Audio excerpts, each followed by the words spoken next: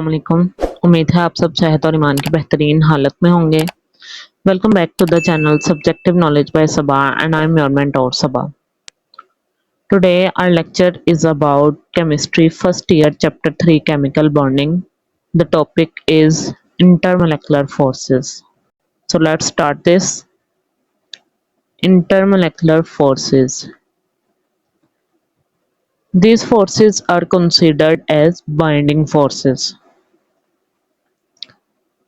Binding जोड़े रखने की forces just like chemical bond की ही तरह बाइंडिंग फोर्सेस हमारे पास एग्जिस्ट करती हैं between the atoms and molecules, जो कि इंटरमोलेकुलर फोर्सेस हैं। However, the attraction between the molecule is much weaker than the chemical bond. है तो बाइंडिंग फोर्सेस, लेकिन इनकी पावर केमिकल बॉन्ड से बहुत कम है, यानी केमिकल बॉन्ड ज़्यादा स्ट्रॉन्ग बॉन्ड होता है जबकि इंटरमोलेकुलर फोर्सेस वीकर होती हैं। देख लेते हैं ये किस तरह। जैसे आपके पास एक ग्लास में पानी है, एक ग्लास में, अब ये ऐसा नहीं है कि पानी का एक एक H2O जो मॉलिक्यूल है वो एक दूसरे से अलग अलग है, एक इस कोने में है तो दूसरा दूसरे कोने में, ऐसा नहीं है। पानी के सारे मॉलिक्यूल एक दूसरे के साथ किसी फोर्स के साथ बाइंड हुए हैं, इसलिए एज अ होल वो कनेक्टेड हमें नज़र आते हैं। ऐसा नहीं है कि एक मॉलिक्यूल दूसरे मॉलिक्यूल से बहुत दूर है।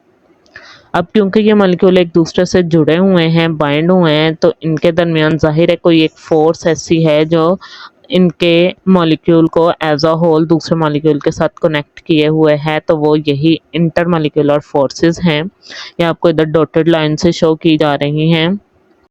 जो सॉलिड लाइन से शो किए हुए हैं वो इनके दरमियान कोवलेंट बॉन्ड्स हैं। इनको इंट्रामॉलिक्यूलर फोर्सेस भी कहा जाता है। इंट्रामॉलिक्यूलर बॉन्डिंग यानी मॉलिक्यूल के अंदर ही, और इंटरमॉलिक्यूलर यानी मॉलिक्यूल्स के दरमियान, पूरे मॉलिक्यूल का दूसरे मॉलिक्यूल के साथ जब बॉन्ड होता है तो वो इंटरमॉलिक्यूलर होता है। इसको डॉटेड लाइन शो कर रही है कि ये वीक है। देन द सॉलिड लाइन जो कि केमिकल बॉन्ड है, कोवलेंट बॉन्ड है, स्ट्रॉन्ग है। तो इस तरह ये फोर्सेस मॉलिक्यूल्स में डॉटेड लाइन से रिप्रेजेंट की जाती हैं ताकि इनकी वीकनेस को शो किया जा सके, जो कि केमिकल बॉन्ड से वीक होती हैं।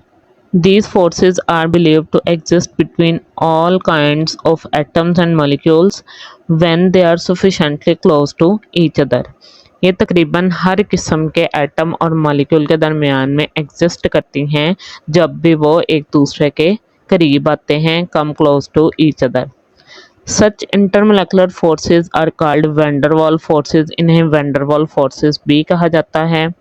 These intermolecular forces bring the molecule close together. ये molecules को एक दूसरे के करीब लाती हैं and give particular physical properties to the substances in gaseous, liquid and solid state. अब जब मॉलिक्यूल एक दूसरे के करीब आते हैं, उनमें इंटरमोलेकुलर फोर्सेस एग्जिस्ट करती हैं, तो उनके एक दूसरे के करीब आने से उनमें ख़ास फिज़िकल प्रॉपर्टीज़ एग्जिस्ट करती हैं जो कि स्टेट्स, तीनों स्टेट्स ऑफ मैटर में एग्जिस्ट करती हैं, चाहे वो गैशियस हो, लिक्विड हो या फिर हो सॉलिड। आगे आ जाती हैं कुछ इंटरमोलेकुलर फोर्सेस की टाइप्स, यानी वैन डर वाल फोर्सेस की टाइप्स। वो क्या क्या हैं? सबसे फर्स्ट है जी आपके पास instantaneous dipole induce dipole forces, जिन्हें हम लंदन डिस्पर्शन फोर्सेस भी कहते हैं। ये एग्जिस्ट करती हैं नॉन पोलर मॉलिक्यूल्स में, यानी जब डिफरेंट मॉलिक्यूल्स जो कि दोनों ही नॉन पोलर होंगे, एक दूसरे के करीब आएंगे, तो उनमें बनने वाली जो फोर्सेस हैं वो हैं लंदन डिस्पर्शन फोर्सेस या फिर instantaneous dipole induced dipole forces, यानी exist between non polar molecules. Second पे आ जाता है हमारे पास परमानेंट डाइपोल फोर्सेस। इन्हें डाइपोल भी कहते हैं। Exist between polar and polar molecules, यानी जब दोनों ही मॉलिक्यूल्स जो एक दूसरे के करीब आएंगे, पोलर नेचर के होंगे, उनमें इंड्यूस होने वाली जो फोर्सेस हैं, उनमें बनने वाली फोर्सेस डाइपोल फोर्सेस कहलाती हैं। सेम नेचर के मॉलिक्यूल्स में जो कि पोलर नेचर के होंगे।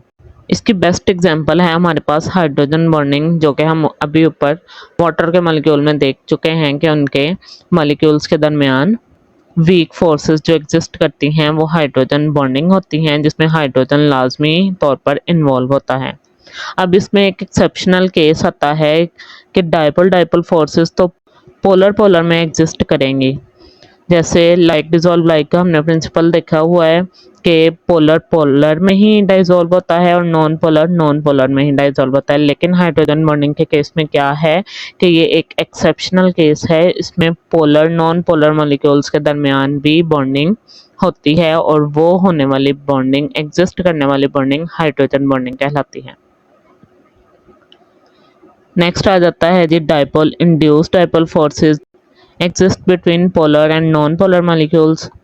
फिर नेक्स्ट आ जाता है हमारे पास ion dipole forces exist between ion. जैसा कि नाम से ही पता चल रहा है, डिफरेंट जो आयन्स होंगे उनके आपस में जब कनेक्शन होगा, एक दूसरे के करीब आएंगे, तो उनमें बाइंडिंग जो फोर्सेस क्रिएट होंगी वो आयन डायपोल फोर्सेस होंगी। ये था आज का लेक्चर। होप सो कि ये लेक्चर आपके लिए बहुत ही बेनिफिशियल रहेगा। दुआओं में याद रखिएगा। नेक्स्ट लेक्चर तक के लिए अल्लाह हाफिज़।